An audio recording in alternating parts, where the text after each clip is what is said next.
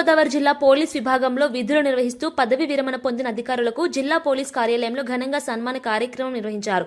ఈ కార్యక్రమానికి జిల్లా SP D Narasimha Kishore IPS ముఖ్య అతిథిగా హాజరై పదవి విరమణ చేసిన అధికారులకు ఆత్మీయ వీడ్కోలు పలికారు.